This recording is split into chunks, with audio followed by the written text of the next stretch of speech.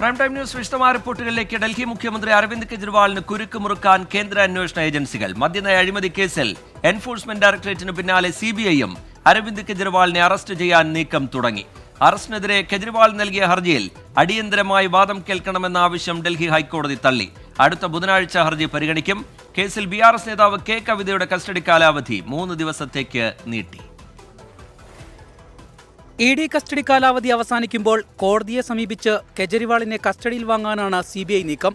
ശക്തമായ തെളിവുകൾ കയ്യിലുണ്ടെന്നാണ് CBIയുടെ വാദം. മദ്യനയ അഴിമതി കേസിൽ ഡൽഹി മുൻ ഉപമുഖ്യമന്ത്രി മനീഷ് സിസോദിയയുടെ ജാമ്യഹർജി ഈ തിങ്കളാഴ്ചയാണ് സുപ്രീംകോടതി പരിഗണിച്ചത്. ജാമ്യം അനുവദിക്കരുതെന്ന് വാദിക്കാൻ CBI അവകാശപ്പെട്ടത് ഉടൻ ഒരു ഹൈ പ്രൊഫൈൽ അറസ്റ്റ് കൂടി ഈ കേസിൽ ഉണ്ടാകുമെന്നായിരുന്നു. കേസിലെ ആസൂത്രകൻ അറസ്റ്റിലാകുന്നതോടെ അന്വേഷണം ഉടൻ പൂർത്തിയാക്കാൻ സാധിക്കുമെന്നും CBI കോടതിയിൽ വ്യക്തമാക്കിയിരുന്നു. കെജ്രിവാളിനെ കേസിൽ പ്രതി ചേർക്കാനുള്ള നടപടികൾ CBI വേഗത്തിലാക്കി. മദ്യനയ കേസിൽ BRS നേതാവ് K കവിതയെ മാർച്ച് 26 വരെ കസ്റ്റഡിയിൽ വിട്ടു. കെജ്രിവാളിനെയും കവിതയെയും ഒപ്പമിരുത്തി ചോദ്യം ചെയ്യാനാണ് അന്വേഷണ സംഘത്തിന്റെ നീക്കം. സൗത്ത് ഗ്രൂപ്പുമായി ചേർന്ന് കവിത കെജ്രിവാളുമായി കരാർ ഉറപ്പിച്ചുവെന്നാണ് EDയുടെ വാദം. ED മുന്നോട്ട് വെച്ച വാദത്തിൽ തെളിവുകൾ കണ്ടെത്താനാണ് അന്വേഷണ ഏജൻസിയുടെ നീക്കം. 24 ഡൽഹി.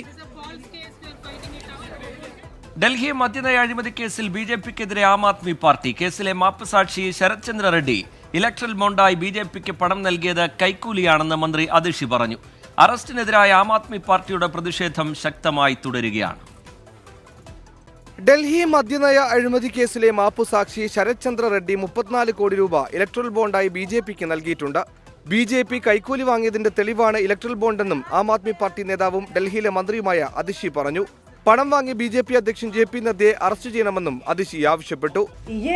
मनी ट्रेल शरद चंद्र रेड्डी की कंपनियों द्वारा दिया गया इलेक्टोरल बॉन्ड्स में भारतीय जनता पार्टी के बैंक अकाउंट में पैसा. शरद चंद्र रेड्डी और अरबिंदो फार्मा का मालिक, शराब का कारोबारी, उसने 4.5 करोड़ रुपए के इलेक्टोरल बॉन्ड्स दिए.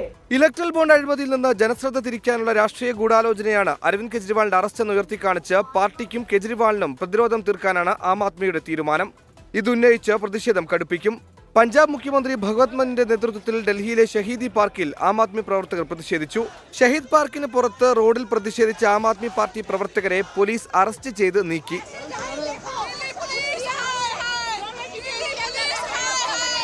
ജയിലിലിരുന്ന് ഭരിക്കാനും ജനാധിപത്യത്തെ ജയിലിൽ തളയ്ക്കാനും കെജ്രിവാളിനെ അനുവദിക്കില്ല എന്ന് കേന്ദ്രമന്ത്രി അനുരാഗ് ഠാക്കൂർ പറഞ്ഞു. नेता वो जिस पर विश्वास हो वो मोदी है, ऐसे नहीं जिन्होंने शुरुआत ही झूठ से की थी और आज भ्रष्टाचार के चलते जेल में है.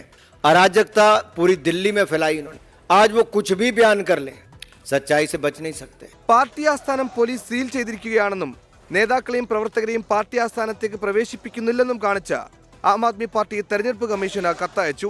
24 ഡൽഹി. തെരഞ്ഞെടുപ്പിന് മുമ്പ് കേരളത്തിലും കേന്ദ്ര ഏജൻസികളുടെ ഇടപെടൽ ഉണ്ടാകാമെന്ന സൂചന നൽകി CPIM സംസ്ഥാന സെക്രട്ടറി MV ഗോവിന്ദൻ. സംസ്ഥാനത്ത് ഇടതുമുന്നണി വൻ വിജയം നേടുമെന്നും MV ഗോവിന്ദൻ 24നോട് പറഞ്ഞു. ഈ ഘട്ടത്തിൽ ഇടതുമുന്നണിയുടെ കേരളത്തിലെ പ്രതീക്ഷ? കേരളത്തിൽ ഇടതുപക്ഷ ജനാധിപത്യ മുന്നണി വമ്പിച്ച വിജയം നേടും എന്ന് തന്നെയാണ് സംഘടനാപരമായ രാഷ്ട്രീയമായ പ്രവർത്തനങ്ങളൊക്കെ പരിശോധിച്ചപ്പോൾ കാണാൻ കഴിയുന്ന ഒരു ചിത്രം. പൗരത്വ സംരക്ഷണ റാലി ഇപ്പം കഴിഞ്ഞത് നമ്മൾ പരിശോധിക്കുമ്പോൾ എങ്ങനെയാണ് അതിനെ പാർട്ടി വിലയിരുത്തുന്നത്? അല്ല, പൗരത്വ ഭേദഗതി നിയമം നടപ്പിലാക്കുന്നതോടുകൂടി ഒരു വലിയ ജനവിഭാഗത്തെ രണ്ടാം പൗരന്മാരാക്കി മാറ്റുക എന്നുള്ള നിലപാടാണ് അതിൻ്റെ അകത്ത് ഉണ്ടാവാൻ പോകുന്ന പ്രായോഗികമായ സ്ഥിതി. അത് വളരെ ഗൗരവമുള്ള പ്രശ്നമാണ്. ഈ പൗരത്വ സംരക്ഷണ റാലിയിലെ ഒരു പങ്കാളിത്തം പരിശോധിക്കുമ്പോൾ അത് നൽകുന്ന ഒരു സൂചന, പങ്കാളിത്തം വമ്പിച്ച പങ്കാളിത്തമാണ്. ഈ കെജ്രിവാളിന്റെ അറസ്റ്റ് യഥാർത്ഥത്തിൽ പ്രതിപക്ഷ പാർട്ടികൾ നയിക്കുന്ന സർക്കാരിനുള്ള ഒരു മുന്നറിയിപ്പാണോ? അല്ല, ഏത് ആളെയും ഞങ്ങൾക്ക് അറസ്റ്റ് ചെയ്യാൻ അവകാശമുണ്ട്, മഹാത്മാഗാന്ധിയെ കൊല്ലാൻ അവകാശമുണ്ട് എന്ന് എങ്ങനെയാണോ വർഗീയവാദികൾ സ്ഥാപിച്ചത്, അതുപോലെ ഒരു ഫാസിസ്റ്റ് രീതിയിൽ ഞങ്ങൾ ആരെയും അറസ്റ്റ് ചെയ്യും എന്നൊരു നിലപാട് പരസ്യപ്പെടുത്താനാണ് അവർ ഉദ്ദേശിക്കുന്നത്. ഇത് ഫാസിസ്റ്റുകൾ ലോകത്ത് എവിടെയും ചെയ്തുകൊണ്ടുനിന്ന ഒരു കാര്യമാണ്. ഈ കേരളത്തിനെതിരെയും ഇത്തരത്തിലുള്ള നീക്കങ്ങൾ കഴിഞ്ഞ തെരഞ്ഞെടുപ്പ് വേളയിലൊക്കെ നമ്മൾ കണ്ടതാണ്. കേന്ദ്ര ഏജൻസികൾ അത്തരം ഒരു സാഹചര്യം ഇനി ഉണ്ടാകുമോ തെരഞ്ഞെടുപ്പിന്? അങ്ങനെ CPM കണക്കൂട്ടുന്നുണ്ടോ? അല്ല, ഏത് സാഹചര്യവും ഉണ്ടാവാം. കേരളത്തിലെ ഇടതുപക്ഷ ജനാധിപത്യ മുന്നണിക്കും കേരളത്തിലെ ഇടതുപക്ഷ ജനാധിപത്യ മുന്നണി നയിക്കുന്ന CPM-നും എതിരായി, അതിന്റെ മുഖ്യമന്ത്രിക്കെതിരായി എന്തൊക്കെ കടന്നാക്രമങ്ങളാണ് ഇപ്പോൾ പല രീതിയിലുള്ള കടന്നാക്രമണങ്ങളും ഇന്ത്യയുടെ വിവിധ മേഖലയിലുള്ളതുപോലെ കേരളത്തിലും ഉണ്ടാവാം. അതിനെയൊക്കെ അതിജീവിക്കും. അതാണ് അതിൻ്റെ ഏറ്റവും പ്രധാനപ്പെട്ട ശക്തി. Thank you. വളരെ കൃത്യമായി കെജ്രിവാളിന്റെ അറസ്റ്റ് പ്രതിപക്ഷ പാർട്ടികൾക്ക് കൃത്യമായ സൂചനയാണ്. കേരളത്തിൽ ഇനിയും ആക്രമണം കേന്ദ്ര സർക്കാരിന്റെ നേതൃത്വത്തിൽ ഉണ്ടാകും. അതിനെയെല്ലാം അതിജീവിക്കുമെന്നാണ് CPIM സംസ്ഥാന സെക്രട്ടറി MV ഗോവിന്ദൻ മാസ്റ്റർ പറയുന്നത്. ക്യാമറാമാൻ പ്രവീൺ ധർമ്മശാലയ്ക്കൊപ്പം ദീപക് ധർമ്മടം, 24. പ്രൈം ടൈം ന്യൂസിലേക്ക് വീണ്ടും ഇപ്പോൾ പുറത്തു വരുന്നൊരു വാർത്തയിലേക്കാണ്. കോൺഗ്രസ് 4ാം ഘട്ട സ്ഥാനാർത്ഥി പട്ടിക പ്രഖ്യാപിച്ചിരിക്കുന്നു. അമേഠിയും റായ്ബറേലിയും പട്ടികയിലില്ല. 46 സീറ്റുകളിലെ സ്ഥാനാർത്ഥികളെയാണ് പ്രഖ്യാപിച്ചിരിക്കുന്നത്. നിതിൻ അംബുജൻ ചേരുന്നുണ്ട് വിവരങ്ങളുമായി ഡൽഹിയിൽ നിന്ന്. നിതിൻ, ഏതൊക്കെ സീറ്റുകളിലേക്കാണ് 4ാം ഘട്ടത്തിൽ പ്രഖ്യാപനം ഉണ്ടാകുന്നത്?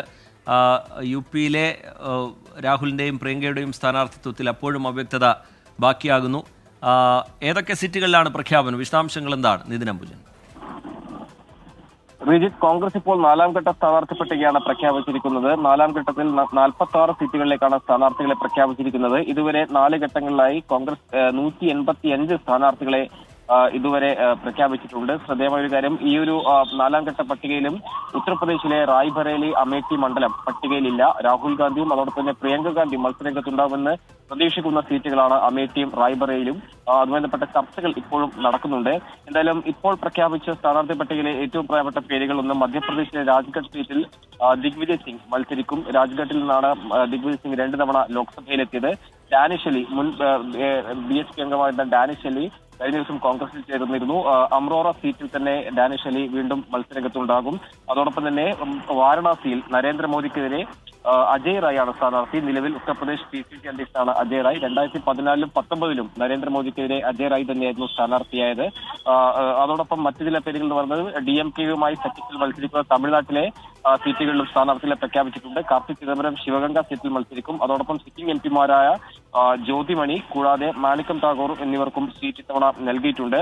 ഉത്തർപ്രദേശിലെ 9 സീറ്റുകളാണ് സ്ഥാനാർത്ഥികളെ പ്രഖ്യാപിച്ചിരിക്കുന്നത്. തമിഴ്നാട്ടിൽ 6 സീറ്റുകളിലും സ്ഥാനാർത്ഥികളെ പ്രഖ്യാപിച്ചിട്ടുണ്ട്. എന്തായാലും ഇനിയുള്ള ദിവസങ്ങളിൽ ഇത്തരത്തിൽ സ്ഥാനാർത്ഥി പട്ടിക വേഗത്തിൽ പൂർത്തിയാക്കാനാണ് കോൺഗ്രസ് തീരുമാനിക്കുന്നത്. വൈകാതെ തന്നെ കോൺഗ്രസിന്റെ കേന്ദ്ര തെരഞ്ഞെടുപ്പ് സമിതി യോഗം ഇനിയും ചേരും. എന്തായാലും ഏറ്റവും ആകാംക്ഷ നിറഞ്ഞ അമേഠി റായ്ബറേലി സീറ്റുകളിലെ സ്ഥാനാർത്ഥി പട്ടിക ഇപ്പോഴും അനിശ്ചിതത്വം തുടരുകയാണ്. ഹൈക്കമാൻഡിന്റെ ഭാഗത്തുമുണ്ടായ ചർച്ചകൾ ഇപ്പോഴും തുടരുന്നുണ്ട്. ഒരുപക്ഷെ വൈകാതെ തന്നെ അമേഠി ഉൾപ്പെടെയുള്ള സ്ഥാനാർത്ഥി പട്ടിക വൈകാതെ ഉണ്ടാകുമെന്നാണ് പ്രതീക്ഷിക്കുന്നത്. ശരി, നിതിൻ അംബുജൻ വിവരങ്ങൾ നൽകുകയായിരുന്നു. ഉത്തർപ്രദേശിലെ 9 സീറ്റുകളിൽ ഉൾപ്പെടെ സ്ഥാനാർത്ഥികളെ 4ാം ഘട്ടത്തിൽ 46 സീറ്റുകളിലെ സ്ഥാനാർത്ഥികളെയാണ് കോൺഗ്രസ് പ്രഖ്യാപിക്കുന്നത്. വാരാണസിയിൽ പ്രധാനമന്ത്രി നരേന്ദ്രമോദിക്കെതിരെ ഉത്തർപ്രദേശ് PCC അധ്യക്ഷൻ അജയ് റായിയാണ് മത്സരിക്കാൻ പോകുന്നത്. ഏറ്റവും ശ്രദ്ധയോടുകൂടി എല്ലാവരും ഉറ്റുനോക്കിയിരുന്ന ഉത്തർപ്രദേശിലെ അമേഠിയിലും റായ്ബറേലിയിലും പ്രഖ്യാപനം നീളുകയുമാണ്. നിതിൻ അംബുജൻ വിവരങ്ങളുമായി ചേരുകയായിരുന്നു ഡൽഹിയിൽ നിന്ന്. നോക്കാം മറ്റ് ലോക്സഭാ തെരഞ്ഞെടുപ്പ് വാർത്തകൾ. ICL FinCorp 24 ഇലക്ഷൻ സമർപ്പിക്കുന്നത് ICL FinCorp, the intelligent choice. Powered by Asset, responsibly yours. In association with Durashine Roof and Wall Sheets, ഒരു Tata BlueScope സ്റ്റീൽ ഉൽപ്പന്നം.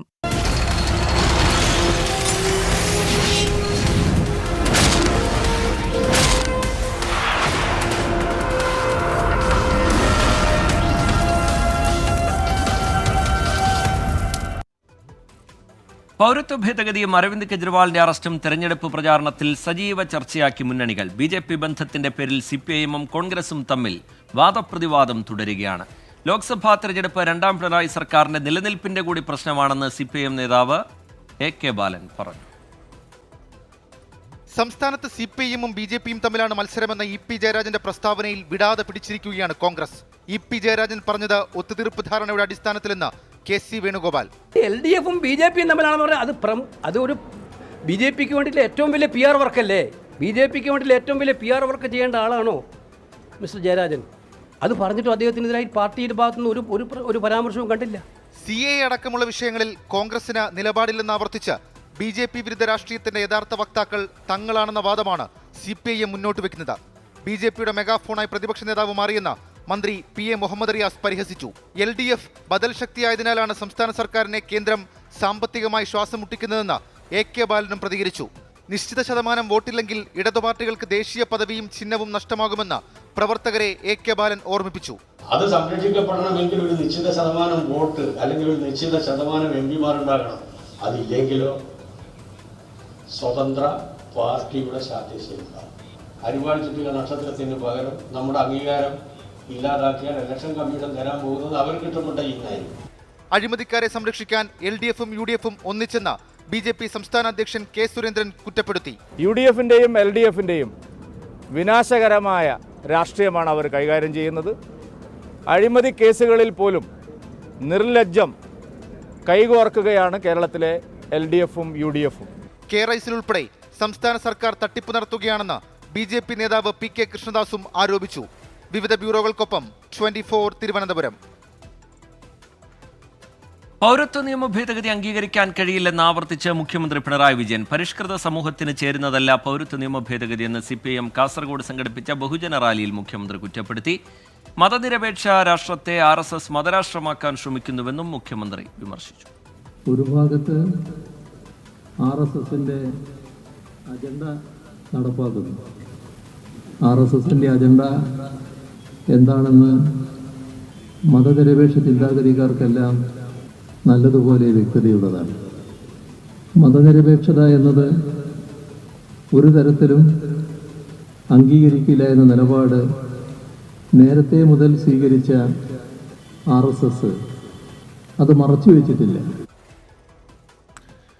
ഹിമാചൽ പ്രദേശ് നിയമസഭയിൽ സ്പീക്കർ അയോഗ്യരാക്കിയ 6 കോൺഗ്രസ് വിമതരും രാജിവെച്ച 3 സ്വതന്ത്രരും BJPയിൽ ചേർന്നു. ഉപതെരഞ്ഞെടുപ്പിൽ ഇവർ BJP ടിക്കറ്റിൽ മത്സരിക്കുമെന്നാണ് സൂചന. സുഖ്വിന്ദർ സിംഗ് സുഖു സർക്കാരിനെ താഴെയിറക്കാനുള്ള രാഷ്ട്രീയ നീക്കമാണ് ഹിമാചലിൽ BJP നടത്തുന്നത്. സ്പീക്കറുടെ അയോഗ്യതാ നടപടി സുപ്രീം കോടതിയിൽ ചോദ്യം ചെയ്തെങ്കിലും തിരിച്ചടി നേരിട്ടതോടെയാണ് കോൺഗ്രസ് വിമതർ BJP ക്യാമ്പിൽ ചേക്കേറിയത്. കോൺഗ്രസിന് പിന്തുണ നൽകിയിരുന്ന 3 സ്വതന്ത്ര MLA-മാർ കഴിഞ്ഞ ദിവസം രാജിവെച്ചിരുന്നു. ഇവരും BJPയിൽ ചേർന്നു. ഉപതെരഞ്ഞെടുപ്പ് പ്രഖ്യാപിച്ച 6 സീറ്റുകൾ കോൺഗ്രസ് നിലനിർത്തിയില്ലെങ്കിൽ സുഖു സർക്കാർ താഴെ വീഴും. 68 അംഗങ്ങളുള്ള ഹിമാചൽ നിയമസഭയിൽ 6 പേർ അയോഗ്യരാവുകയും 3 പേർ രാജിവെക്കുകയും ചെയ്തതോടെ നിലവിലെ അംഗബലം 59 കോൺഗ്രസിന്റെ അംഗസംഖ്യ 40-ൽ നിന്ന് 34 കുറഞ്ഞു. ഉപതെരഞ്ഞെടുപ്പിൽ സിറ്റിംഗ് സീറ്റുകൾ നിലനിർത്താൻ കഴിഞ്ഞാൽ മാത്രമേ സുരക്ഷിതമായി കോൺഗ്രസിന് ഭരണം നിലനിർത്താൻ കഴിയൂ. രാജിവെച്ച സ്വതന്ത്ര MLA-മാരുടെ മണ്ഡലങ്ങളിലും ജൂൺ 1-ന് ഉപതെരഞ്ഞെടുപ്പ് നടന്നേക്കും. 24 ഡൽഹി. തൃശൂരിൽ പെട്രോൾ പമ്പിൽ പെട്രോൾ ഒഴിച്ച് ജീവനൊടുക്കാൻ ശ്രമിച്ചയാളെ അതിസാഹസികമായി രക്ഷപ്പെടുത്തി. അഗ്നിരക്ഷാസേന പരിശീലനം നൽകിയ ആപ്തമിത്ര വോളണ്ടിയേഴ്സാണ് രക്ഷപ്പെടുത്തിയത്. ഇരിങ്ങാലക്കുട മറീന ഹോസ്പിറ്റലിന് മുൻവശത്തെ പെട്രോൾ പമ്പിലാണ് സംഭവമുണ്ടായത്. സൂരജ് സജി വിവരങ്ങളുമായി തൃശൂരിൽ നിന്ന് ചേരുന്നുണ്ട്. സൂരജ്, എന്താണ് സംഭവിച്ചത്? ഇയാളെ രക്ഷപ്പെടുത്തിയത് എങ്ങനെ? ഇന്ന് രാത്രി 8 മണിയോട് കൂടിയാണ് പെട്രോൾ പമ്പിൽ ഇദ്ദേഹം എത്തി കുപ്പിയിൽ പെട്രോൾ വാങ്ങുന്നത്. പിന്നീട് ഇദ്ദേഹം ഇത് ശരീരത്തിലേക്ക് ഒഴിച്ച് തീ കൊളുത്തുകയായിരുന്നു. ഈ പോക്കിൽ കരുതിയ ലൈറ്റർ എടുത്താണ് ഇദ്ദേഹം ഈ തീ കൊളുത്തിയത്. ദേഹത്ത് തീ പടരുന്നത് കണ്ട് ഈ സമയം അവിടെ ചായ കുടിക്കാൻ എത്തിയ തൃശൂർ അഗ്നിരക്ഷാ നിലയത്തിലെ ആപ്തമിത്ര വാളണ്ടിയർ ആണ് ഈ ഇത്തരത്തിൽ ഈ സാഹസികമായി ഇയാളെ രക്ഷപ്പെടുത്തുന്നത്.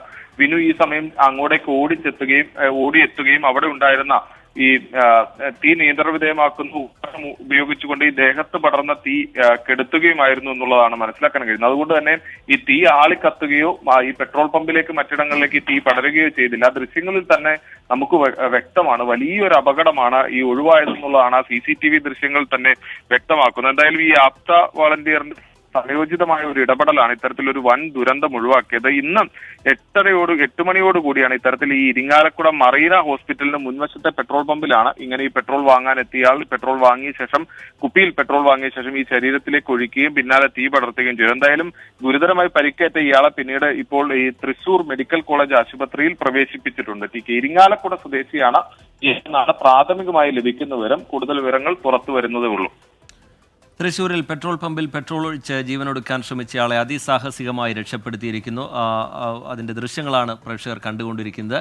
അഗ്നിരക്ഷാസേന പരിശീലനം നൽകിയ ആപ്തമിത്ര വോളണ്ടിയറാണ് സമയോചിതമായി ഇടപെട്ടുകൊണ്ട് ഇയാളെ രക്ഷപ്പെടുത്തിയത്. വലിയൊരു അപകടം തന്നെ ഉണ്ടാകേണ്ടതായിരുന്നു. പെട്രോൾ പമ്പാണ് അവിടെ തീ കൊളുത്തി ആത്മഹത്യക്കുള്ള ശ്രമം. അത് വലിയ അപകടത്തിന് വഴിവെക്കും എന്നുള്ള കാര്യം പ്രേക്ഷകർക്കറിയാം. പക്ഷേ ഈ ആപ്തമിത്ര വോളണ്ടിയറുടെ സമയോചിതമായ ഇടപെടൽ അതാണ് വലിയൊരു അപകടവും ഒപ്പം ഒരാളുടെ ജീവനും രക്ഷപ്പെടാൻ സഹായകമായത്.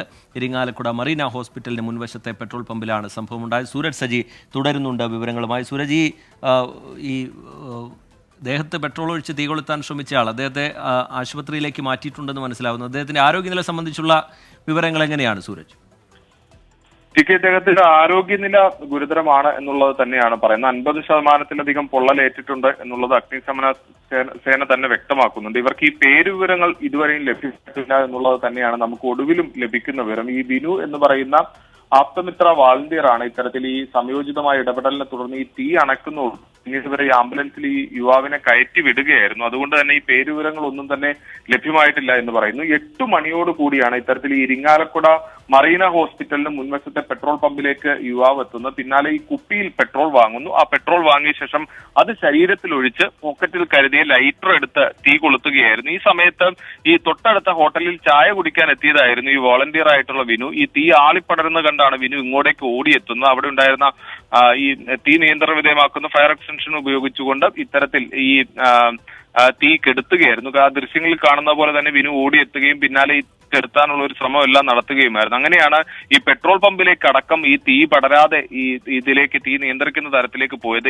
ഇവർക്ക് ഈ ട്രെയിനിങ് കൊടുക്കുന്ന സമയത്ത് തന്നെ ഇത്തരത്തിൽ ഒരു അപകടം ഉണ്ടായാൽ എങ്ങനെ നേരിടണമെന്ന് സംബന്ധിച്ചെല്ലാം തന്നെ ഉള്ള ട്രെയിനിങ് അത് ഈ പ്രത്യേകം തെരഞ്ഞെടുത്ത വാളണ്ടിയർമാർക്ക് നൽകിയിരുന്നു ഫയർഫോഴ്സ്. അത് തന്നെയാണ് ഇപ്പോൾ ഈ സർക്കാരിന്റെ ഭാഗത്തുനിന്നുണ്ടായ ഒരു പദ്ധതി. അത് വിജയമായി എന്നുള്ളതാണ്, ഒരു വലിയ ദുരന്തം ഒഴിവാക്കുന്നതിൽ വിജയമായി എന്നുള്ളതാണ് നമുക്ക് ഈ സംഭവത്തിൽ നിന്ന് വ്യക്തമാക്കുന്നത്. എന്തായാലും വിനുവിന്റെ സംയോജിതമായ ഇടപെടലിനെ തുടർന്ന് ഒരു വലിയ ദുരന്തം, ഒരു ജീവൻ രക്ഷിക്കുന്നതിനോടൊപ്പം തന്നെ ഒരു വലിയ ദുരന്തം ഒഴിവാക്കാൻ സാധിച്ചു. പിന്നീട് ഇദ്ദേഹത്തെ തൃശൂർ മെഡിക്കൽ കോളേജ് ആശുപത്രിയിലേക്ക് മാറ്റുകയായിരുന്നു. അവിടെ നിന്ന് ആംബുലൻസ് ഉൾപ്പെടെ ലഭ്യമാക്കിക്കൊണ്ടാണ് ഇപ്പോൾ ഈ പരിക്കേറ്റയാളെ തൃശൂർ മെഡിക്കൽ കോളേജിലേക്ക് പ്രവേശിപ്പിച്ചിട്ടുള്ളത്. എന്തായാലും 50% പൊള്ളലേറ്റിട്ടുണ്ട് എന്നുള്ളതാണ് നമുക്ക് മനസ്സിലാക്കാൻ കഴിയുന്നത്. ഇദ്ദേഹം ഈ അവശ നിലയിലാണ്. അതുകൊണ്ട് തന്നെ പേരുവിവരങ്ങളോ ഒന്നും തന്നെ ലഭ്യമായിട്ടില്ല. ഇരിങ്ങാലക്കുട സ്വദേശിയാണ് എന്നുള്ളതാണ് പ്രാഥമികമായി നമുക്ക് ലഭ്യമായിട്ടുള്ള വിവരം. എന്തായാലും ഒരു ആശുപത്രിയോട് ചേർന്നുള്ള പെട്രോൾ പമ്പാണ്. ഒരു വലിയ അപകടം ഉണ്ടാകേണ്ട ഒരു സാധ്യതയായിരുന്നു. പക്ഷെ എന്നാൽ പോലും ഒരു സമയോചിതമായ ഇടപെടൽ അത് വലിയ ഒരു ദുരന്തം ഒഴിവാക്കി എന്ന് വേണം ഈ നിമിഷത്തിൽ പറയാനുള്ളത്. ടി കെ ശരി, സൂരജ് സജി വിവരങ്ങൾ നൽകുകയായിരുന്നു. തൃശ്ശൂരിലാണ് പെട്രോൾ പമ്പിൽ പെട്രോൾ ഒഴിച്ച്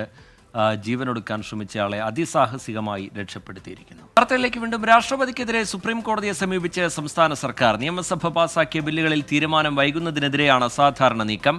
ഗവർണറെയും എതിർകക്ഷിയാക്കിയാണ് ഹർജി. ബില്ലിൽ തീരുമാനം വൈകിപ്പിക്കുന്നത് ഭരണഘടനാ വിരുദ്ധമാണെന്ന് ഹർജിയിൽ പറയുന്നു. കേന്ദ്ര സർക്കാരിന് തുടർച്ചയായി രാഷ്ട്രപതിക്കെതിരെയും വ്യവഹാരത്തിന്റെ വഴിയിലാണ് കേരളം.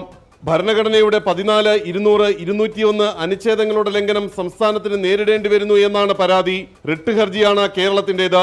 സംസ്ഥാന ചീഫ് സെക്രട്ടറിയാണ് ഹർജി സമർപ്പിച്ചത്.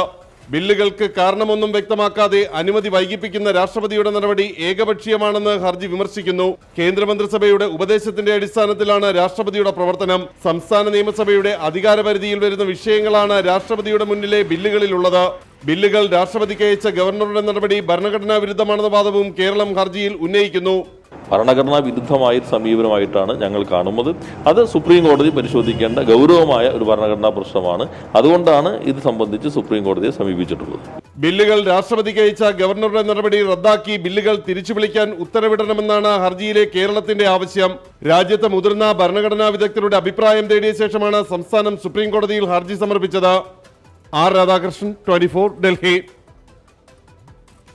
ഇലക്ട്രൽ ബോണ്ടിൽ സുപ്രീം കോടതി മേൽനോട്ടത്തിൽ അന്വേഷണം വേണമെന്ന് കോൺഗ്രസ്. പ്രത്യേക സമിതി രൂപീകരിച്ച് അന്വേഷണം നടത്തണമെന്നാണ് ആവശ്യം. അന്വേഷണം പൂർത്തിയാകുന്നതുവരെ BJPയുടെ ബാങ്ക് അക്കൗണ്ടുകൾ മരവിപ്പിക്കണമെന്നും കോൺഗ്രസ് ആവശ്യപ്പെട്ടു. അന്വേഷണവുമായി സഹകരിക്കുമെന്ന് കോൺഗ്രസ് വ്യക്തമാക്കി. കേന്ദ്ര അന്വേഷണ ഏജൻസികളെ മുൻനിർത്തി ഭീഷണിപ്പെടുത്തിയാണ് ബോണ്ടുകൾ വാങ്ങിയതെന്ന് കോൺഗ്രസ് നേതാവ് ജയറാം രമേശ് ആരോപിച്ചു. ചന്ദാദാതാओं को सम्मान और अन्नदाताओं का अपमान, यही मोदी सरकार की नीति रही है. ये घोटाला, इस पर जांच होनी चाहिए, सुप्रीम कोर्ट मॉनिटर्ड इंक्वायरी होनी चाहिए और सभी पार्टियां इस इंक्वायरी, इस जांच से अपना सहयोग देगी. हमारी पार्टी भी पूरी सहयोग देगी. കലാമണ്ഡലത്തിൽ മോഹിനിയാട്ടം അവതരിപ്പിക്കാൻ RLV രാമകൃഷ്ണന് വിദ്യാർത്ഥി യൂണിയന്റെ ക്ഷണം. കലാമണ്ഡലം സത്യഭാമ നടത്തിയ അധിക്ഷേപത്തിൽ പ്രതിഷേധിച്ചാണ് കൂത്തമ്പലത്തിലെ മോഹിനിയാട്ടം. അധിക്ഷേപ പരാമർശത്തിൽ അന്വേഷണം നടത്തി 10 ദിവസത്തിനുള്ളിൽ റിപ്പോർട്ട് സമർപ്പിക്കാൻ പട്ടികജാതി വർഗ കമ്മീഷൻ DGPയോട് നിർദ്ദേശിച്ചു. RLV രാമകൃഷ്ണനെ നിറത്തിന്റെ പേരിൽ അധിക്ഷേപിച്ച സത്യഭാമ ജൂനിയറിനെതിരെ കലാമണ്ഡലത്തിൽ വലിയ പ്രതിഷേധങ്ങളുണ്ടായി. ഇതിന്റെ തുടർച്ചയായാണ് കൂത്തമ്പലത്തിൽ മോഹിനിയാട്ടം അവതരിപ്പിക്കാൻ RLV രാമകൃഷ്ണനെ വിദ്യാർത്ഥി യൂണിയൻ ക്ഷണിച്ചത്. MPhilഉം PhDയും ഒക്കെ ചെയ്ത കലാമണ്ഡലത്തിൽ ചിലങ്ക കിട്ടാൻ അവസരം ലഭിക്കുന്നത് ആദ്യമായിട്ടാണെന്ന് RLV രാമകൃഷ്ണൻ. ഒരു നർത്തകൻ എന്നുള്ള രീതിയിൽ ഏറ്റവും സന്തോഷം തോന്നുന്ന ഒരു മുഹൂർത്തമാണ്. കാരണം കേരളത്തിൽ ജനിച്ച ആരും നൃത്തവുമായി ബന്ധപ്പെട്ട ആരും സ്വപ്നം കാണുന്ന ഒരു സ്വപ്നഭൂമിയാണ് കലാമണ്ഡലവും. അതുപോലെ തന്നെ കലാമണ്ഡലത്തിലെ കൂത്തമ്പലത്തിൽ നൃത്തം ചെയ്യുക എന്നുള്ളൊരു സംഭവം. ഇന്ന് വൈകുന്നേരം 5 മണിക്കാണ് പരിപാടി നിശ്ചയിച്ചതെങ്കിലും സാങ്കേതിക കാരണങ്ങളാൽ മാറ്റി. ചൊവ്വാഴ്ച വൈകിട്ട് 5-ന് കൂത്തമ്പലത്തിൽ മോഹിനിയാട്ടം അരങ്ങേറും. 24 തൃശൂർ. നിറത്തിന്റെ പേരിൽ അധിക്ഷേപം നേരിട്ട RLV രാമകൃഷ്ണന് പിന്തുണയുമായി സ്ഥാനാർത്ഥികൾ. 3 മുന്നണികളുടെയും സ്ഥാനാർത്ഥികൾ പിന്തുണ അറിയിച്ച് ചാലക്കുടിയിലെ വീട്ടിൽ നേരിട്ടെത്തി. വിവാദങ്ങൾക്കിടെ LDFന്റെ തെരഞ്ഞെടുപ്പ് പരിപാടിയിലും RLV രാമകൃഷ്ണൻ പങ്കെടുത്തു. തെരഞ്ഞെടുപ്പ് പശ്ചാത്തലത്തിൽ രാഷ്ട്രീയ വിഷയമായി മാറുകയാണ് RLV രാമകൃഷ്ണനെതിരായ അധിക്ഷേപ പരാമർശം. രാവിലെ ഇടതു സ്ഥാനാർത്ഥി പ്രൊഫസർ സി രവീന്ദ്രനാഥാണ് ആദ്യം രാമകൃഷ്ണന്റെ വീട്ടിലെത്തിയത്. ഇടതു രാഷ്ട്രീയത്തോട് ചേർന്നു നിൽക്കുന്ന RLV രാമകൃഷ്ണൻ പ്രൊഫസർ സി രവീന്ദ്രനാഥിന് മുന്നിൽ പൊട്ടിക്കരഞ്ഞു.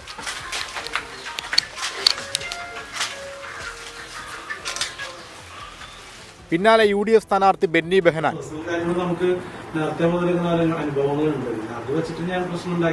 BJP പരിപാടികളിൽ സത്യഭാമ പങ്കെടുക്കുന്ന ചിത്രങ്ങൾ സോഷ്യൽ മീഡിയകളിൽ പ്രചരിക്കുന്നുണ്ടെങ്കിലും ചാലക്കുടിയിലെ NDA സ്ഥാനാർത്ഥിയും സത്യഭാമയ്ക്കെതിരെ രംഗത്തെത്തി. ഡോക്ടർ RLV രാമകൃഷ്ണനെ പോലുള്ള ആളുകൾ കേരളത്തിന്റെ സാംസ്കാരിക രംഗത്ത് നല്ല സാന്നിധ്യമാണ്. പ്രത്യേകിച്ച് കലാഭവനിയുടെ സഹോദരനാണ് അദ്ദേഹം. അപ്പോൾ കലാരംഗത്ത് എന്ന് മാത്രമല്ല ഏതൊരു രംഗത്തായാലും മനുഷ്യനെ അധിക്ഷേപിക്കുന്ന രീതിയിലുള്ള ഈ കേരളത്തിന്റെ മണ്ണിൽ അത് അനുവദിക്കാൻ സാധിക്കുന്നതല്ല, ഉണ്ടാകാനും പാടില്ലാത്തതാണ്. ഇതിനിടെ LDFന്റെ തെരഞ്ഞെടുപ്പ് പരിപാടിയിലും RLV രാമകൃഷ്ണൻ പങ്കെടുത്തു. മന്ത്രി K രാജൻ നയിക്കുന്ന ഒല്ലൂർ വികസന സന്ദേശജാഥയുടെ ഉദ്ഘാടന വേദിയിലാണ് എത്തിയത്. കലാമണ്ഡലത്തിൽ അരങ്ങേറ്റം നടത്താൻ അവസരമൊരുക്കിയ സർക്കാരിനും SFIക്കും നന്ദിയുണ്ടെന്ന് RLV രാമകൃഷ്ണൻ പറഞ്ഞു. ഇവിടെ ഒല്ലൂർ നിയോജക മണ്ഡലത്തിലെ വികസന ജാഥയുടെ ഉദ്ഘാടന വേദിയിൽ എന്നെ ആദരിക്കപ്പെടുമ്പോൾ ഞാൻ അറിഞ്ഞ സന്തോഷം. കാലങ്ങളായി ഞാൻ കാത്തിരുന്ന കേരള കലാമണ്ഡലത്തിന്റെ കൂത്തമ്പലത്തിൽ ചിലങ്ക കെട്ടാൻ ഒരു അവസരം കൈവന്നിരിക്കുന്നു എന്നുള്ളതാണ്. അവിടുത്തെ SFI വിദ്യാർത്ഥികളുടെ നേതൃത്വത്തിലാണ് അങ്ങനെ ഒരു വേദി ഒരുക്കിയത് എന്നുള്ളതും വളരെ സന്തോഷം തരുന്ന കാര്യമാണ്. തിങ്കളാഴ്ചയാണ് കലാമണ്ഡലത്തിൽ രാമകൃഷ്ണന് വേദി ഒരുങ്ങുക. 24 കൊച്ചി. തിരുവനന്തപുരത്ത് വീണ്ടും ടിപ്പർ അപകടം. കാട്ടാക്കടയിൽ ബൈക്ക് യാത്രികന് ഗുരുതരമായി പരിക്കേറ്റു. വിതുര സ്വദേശി അഖിലിനാണ് പരിക്കേറ്റത്. ഒരാഴ്ചക്കിടെ തലസ്ഥാനത്തുണ്ടായ 3ാമത്തെ ടിപ്പർ അപകടമാണ് ഇത്. ഉച്ചയ്ക്ക് 2:40 കാട്ടാക്കട നക്രാഞ്ചിറയിൽ അപകടം. ഇരുവാഹനങ്ങളും കാട്ടാക്കടയിൽ നിന്ന് പൂവച്ചിലേക്ക് പോവുകയായിരുന്നു. ബൈക്കിനെ മറികടക്കുന്നതിനിടയിലാണ് അപകടമുണ്ടായത്. 20 മീറ്ററോളം ബൈക്കിനെ വലിച്ചിഴച്ച ശേഷമാണ് ടിപ്പർ നിന്നത്. കാലിന് ഗുരുതരമായി പരിക്കേറ്റ അഖിലിനെ ടിപ്പർ ഡ്രൈവറും നാട്ടുകാരും ചേർന്നാണ് ആശുപത്രിയിലേക്ക് കൊണ്ടുപോയത്. മറ്റൊരു സ്ഥലത്ത് മണ്ണെടുക്കാനായി പോവുകയായിരുന്നു ടിപ്പർ. അമിതവേഗമാണ് അപകട കാരണമെന്ന് നാട്ടുകാർ പറയുന്നു. അപകടമുണ്ടാക്കിയ ടിപ്പർ പോലീസ് കസ്റ്റഡിയിലെടുത്തിട്ടുണ്ട്. ഒരാഴ്ച മുൻപാണ് വിഴിഞ്ഞത്ത് ടിപ്പറിൽ നിന്ന് പാറക്കല്ല് തെറിച്ച് BDS വിദ്യാർത്ഥി അനന്തു മരിച്ചത്. പനവിളയിലും ടിപ്പർ അപകടത്തിൽ അധ്യാപകന് ജീവൻ നഷ്ടമായിരുന്നു. വിഴിഞ്ഞം അപകടത്തിന്റെ പശ്ചാത്തലത്തിൽ മോട്ടോർ വാഹന വകുപ്പ് പരിശോധന കർശനമാക്കിയതിനിടയിലാണ് മറ്റൊരു അപകടം കൂടി. 24 തിരുവനന്തപുരം. വിഴിഞ്ഞത്ത് അമിതഭാരം കയറ്റിയ ടിപ്പർ ലോറിയിൽ നിന്ന് കല്ല് തെറിച്ച് തലയിൽ വീണ് മരിച്ച അനന്തുവിന്റെ കുടുംബത്തിന് 1 കോടി രൂപ നൽകുമെന്ന് അദാനി ഗ്രൂപ്പ്. അദാനി പോർട്ട് അധികൃതർ അനന്തുവിന്റെ വീട്ടിൽ നേരിട്ടെത്തി സഹായ വാഗ്ദാനം അറിയിച്ചു. അപകടത്തിന്റെ പശ്ചാത്തലത്തിൽ ജില്ലാ ഭരണകൂടം ടിപ്പറുകൾക്കും വാഹനങ്ങൾക്കും മാർഗനിർദ്ദേശം പുറത്തിറക്കിയിട്ടുണ്ട്. അദാനി ഗ്രൂപ്പ്, പോലീസ്, മോട്ടോർ വാഹന വകുപ്പ് ഉദ്യോഗസ്ഥർ നിർദ്ദേശം നടപ്പിലാക്കി 2 ദിവസത്തിനുള്ളിൽ റിപ്പോർട്ട് നൽകണം. അമിതഭാരം വഹിച്ചു പോകുന്ന വാഹനങ്ങളുടെ വിവരങ്ങൾ അറിയിക്കാൻ വാട്സാപ്പ് നമ്പറും പുറത്തിറക്കിയിട്ടുണ്ട്.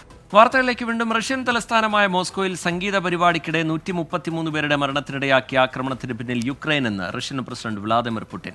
ആരോപണം യുക്രൈൻ സൈന്യം തള്ളി. പരിക്കേറ്റ 100-ലധികം പേർ ചികിത്സയിൽ തുടരുകയാണ്. മോസ്കോയ്ക്ക് സമീപത്തുള്ള ക്രോക്കസ് സിറ്റി ഹാളിലുണ്ടായ ആക്രമണത്തിന്റെ ഉത്തരവാദിത്തം IS ഏറ്റെടുത്തതിന് പിന്നാലെയാണ് യുക്രൈനെതിരെ ആരോപണവുമായി റഷ്യൻ പ്രസിഡന്റ് വ്ളാഡിമിർ പുടിൻ രംഗത്തെത്തിയത്. അക്രമികളെ നിയമത്തിന് മുന്നിൽ കൊണ്ടുവരുമെന്നും പുടിൻ പറഞ്ഞു. നാളെ രാജ്യവ്യാപകമായി ദുഃഖാചരണത്തിനും പുടിൻ ആഹ്വാനം ചെയ്തു. റഷ്യൻ റോക്ക് ബാൻഡായ പിക്നിക്കിന്റെ ഷോ നടന്നുകൊണ്ടിരിക്കെ സൈനിക വേഷത്തിലെത്തിയ 5-അംഗ സംഘം യന്ത്രത്തോക്കുകൾ ഉപയോഗിച്ച് വെടിയുതിർക്കുകയായിരുന്നു. തുടർന്ന് ബോംബും ഗ്രനേഡും എറിഞ്ഞു. പിന്നാലെ ക്രോക്കസ് സിറ്റി ഹാളിന് തീപിടിച്ചു. ഹെലികോപ്റ്ററുകൾ ഉപയോഗിച്ച് മണിക്കൂറുകളെടുത്താണ് തീ നിയന്ത്രണ വിധേയമാക്കിയത്. വെടിവെപ്പിനെ തുടർന്ന് പുറത്തേക്ക് ഓടി രക്ഷപ്പെടാനുള്ള ശ്രമത്തിനിടെയാണ് കൂടുതൽ പേരും മരിച്ചത്. അക്രമിയെന്ന് സംശയിക്കുന്ന ആളുടെ വീഡിയോയും പുറത്തു വന്നു.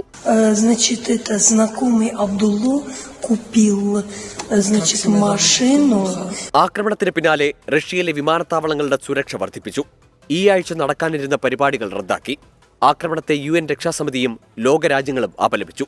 റഷ്യയ്ക്കൊപ്പമെന്ന് ഇന്ത്യൻ പ്രധാനമന്ത്രി നരേന്ദ്രമോദി പ്രതികരിച്ചു. International desk 24. മാനസിക വെല്ലുവിളി നേരിടുന്ന പെൺകുട്ടിയെ പീഡിപ്പിച്ച ശേഷം ഒളിവിൽ പോയ പ്രതി 12 വർഷങ്ങൾക്ക് ശേഷം പിടിയിലായി. തിരുവനന്തപുരം വിഴിഞ്ഞം സ്വദേശി യഹിയ ഖാനെയാണ് ഇന്റർപോളിന്റെ സഹായത്തോടെ പിടികൂടിയത്. ജാമ്യത്തിലിറങ്ങി വിദേശത്തേക്ക് കടന്ന ഇയാളെ അന്താരാഷ്ട്ര കുറ്റവാളിയായി പ്രഖ്യാപിച്ചിരുന്നു. 2008 പാലായിൽ വെച്ചാണ് മാനസിക വൈകല്യമുള്ള പെൺകുട്ടിയെ പ്രതി പീഡിപ്പിച്ചത്. വീടുകൾ തോറും പാത്രക്കച്ചവടവുമായി നടന്നിരുന്ന പ്രതി വീട്ടിൽ തനിച്ചായിരുന്ന മാനസിക വൈകല്യമുണ്ടായിരുന്ന പെൺകുട്ടിയെ ക്രൂരമായി ബലാത്സംഗം ചെയ്യുകയായിരുന്നു. തുടർന്ന് പാലാ പോലീസ് കേസ് രജിസ്റ്റർ ചെയ്യുകയും യഹിയ ഖാനെ അറസ്റ്റ് ചെയ്യുകയും ചെയ്തു. കോടതിയിൽ നിന്നും പിന്നീട് ജാമ്യത്തിലിറങ്ങിയ ഇയാൾ ഒളിവിൽ പോയി. തുടർന്ന് പോലീസ് നടത്തിയ അന്വേഷണത്തിൽ കണ്ണൂർ, മലപ്പുറം എന്നീ ഭാഗങ്ങളിൽ ഒളിവിൽ കഴിഞ്ഞതിനു ശേഷം വിദേശത്തേക്ക് കടന്നതായി കണ്ടെത്തി. ഇതോടെ യഹിയ ഖാനെ വിദേശത്തു നിന്നും പിടികൂടുന്നതിന് വേണ്ടി ജില്ലാ പോലീസ് മേധാവി കെ കാർത്തിക് ഇന്റർപോൾ റിപ്പോർട്ട് സമർപ്പിച്ചു. ഇതിന്റെ അടിസ്ഥാനത്തിൽ ഇന്റർപോൾ 2024 ജനുവരിയിൽ ഇയാളെ അന്താരാഷ്ട്ര കുറ്റവാളിയായി പ്രഖ്യാപിച്ചു. തുടർന്ന് ഷാർജയിൽ നിന്നും ഇന്റർപോളിന്റെ സഹായത്തോടെ പ്രതിയെ പോലീസ് പിടികൂടുകയായിരുന്നു. വിമാനമാർഗം ഇന്ന് ഉച്ചയ്ക്ക് കൊച്ചിയിലെത്തിച്ച പ്രതിയെ കോട്ടയത്തെ കോടതിയിൽ ഹാജരാക്കി റിമാൻഡ് ചെയ്തു. കോട്ടയം എസ്പിയുടെ നേതൃത്വത്തിൽ നടന്ന പഴുതടച്ച അന്വേഷണമാണ് 12 വർഷങ്ങൾക്ക് ശേഷം പ്രതിയെ പിടികൂടുന്നതിലേക്ക് എത്തിച്ചത്. 24 കോട്ടയം. നോക്കാമിനി നാളത്തെ നോമ്പുതുറ സമയം. അൽ മുക്താദിർ ഗോൾഡൻ ഡയമണ്ട്സ് നോമ്പുതുറ സമയം സമർപ്പിക്കുന്നത് എല്ലാ ആഭരണങ്ങളും ഇപ്പോൾ പണിക്കൂലിയില്ലാതെ വാങ്ങാം. അൽ മുക്താദിർ ജ്വല്ലേഴ്സ്.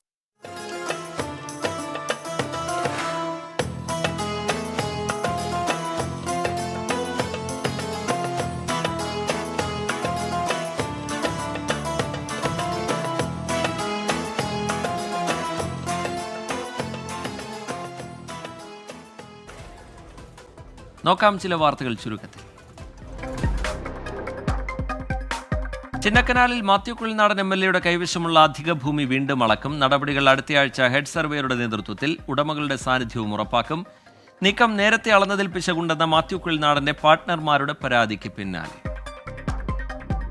കോഴിക്കോട് NITയിൽ രാത്രികാല നിയന്ത്രണം ഏർപ്പെടുത്തിയതിന് പ്രതിഷേധിച്ച വിദ്യാർത്ഥികൾക്കെതിരെ നിയമ നടപടി സ്വീകരിക്കുമെന്ന് മാനേജ്മെന്റ്. ക്യാമ്പസിലെ അച്ചടക്കവും സുരക്ഷയും മെച്ചപ്പെടുത്തുന്നതിനാണ് നിയന്ത്രണം ഏർപ്പെടുത്തിയതെന്നാണ് അധികൃതരുടെ വിശദീകരണം. പൂക്കോട് വെറ്ററിനറി കോളേജ് വിദ്യാർത്ഥി JS സിദ്ധാർത്ഥൻ നേരിട്ടത് അതിക്രൂര പീഡനം. സിദ്ധാർത്ഥനെ 8 മാസം പീഡിപ്പിച്ചെന്ന് ആന്റി റാഗിംഗ് കമ്മിറ്റിയുടെ റിപ്പോർട്ട്. എല്ലാ ദിവസവും യൂണിയൻ പ്രസിഡന്റിന്റെ മുറിയിൽ ഹാജരാകണമെന്നും ശിക്ഷ വിധിച്ചു. റിപ്പോർട്ടിലെ കണ്ടെത്തലുകൾ സഹപാഠികളുടെ മൊഴികളുടെ അടിസ്ഥാനത്തിൽ. ഐ ലീഗിൽ ഗോകുലം കേരള FCക്ക് വീണ്ടും തോൽവി. എതിരില്ലാത്ത 2 ഗോളുകൾക്ക് ഡൽഹി FC ഗോകുലത്തെ പരാജയപ്പെടുത്തി. 22 മത്സരങ്ങളിൽ 36 പോയിന്റുമായി ഗോകുലം കേരള പോയിന്റ് പട്ടികയിൽ 5-ാം സ്ഥാനത്ത്. ചാവറ മാട്രിമോണിയുടെ നവീകരിച്ച ഓഫീസ് തൃശൂരിൽ പട്ടാളം മാർക്കറ്റിനടുത്തുള്ള ജെയിംസ് ടവറിൽ പ്രവർത്തനം തുടങ്ങി. പുല്ലൂർ പള്ളി വികാരി ഫാദർ ജോയ് വട്ടോളി CMI ഉദ്ഘാടനം ചെയ്തു. Chavara matrimony director father Anil Philip CMI അധ്യക്ഷത വഹിച്ചു. Chavara matrimony executive director Johnson C. Abraham, Joseph Matthew, Paul Pellissery, PJ Sebastian എന്നിവർ സംസാരിച്ചു.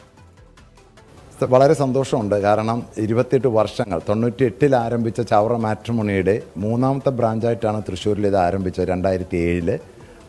17 വർഷങ്ങൾക്ക് ശേഷം റിനോവേറ്റഡ് ആയിട്ടുള്ള ഒരു പുതിയ ഓഫീസിലേക്ക് ഞങ്ങൾ മാറുകയാണ്.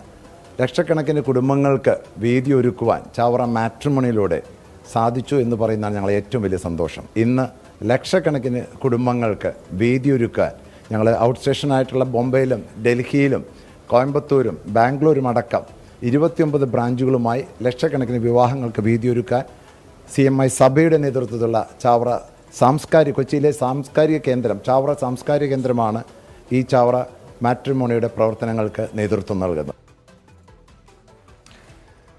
പ്രൈം ടൈം ന്യൂസിന്റെ സമയം പൂർത്തിയാവുകയാണ്. ലോകത്തെവിടെയായാലും ഏത് സമയത്തും 24 വാർത്തകളും ഓഗ്മെന്റഡ് റിയാലിറ്റി പാക്കേജുകളും എക്സ്പ്ലെയിനറുകളും വിശദമായി കാണാൻ ഞങ്ങളുടെ YouTube ചാനൽ നിങ്ങൾക്ക് സബ്സ്ക്രൈബ് ചെയ്യാം.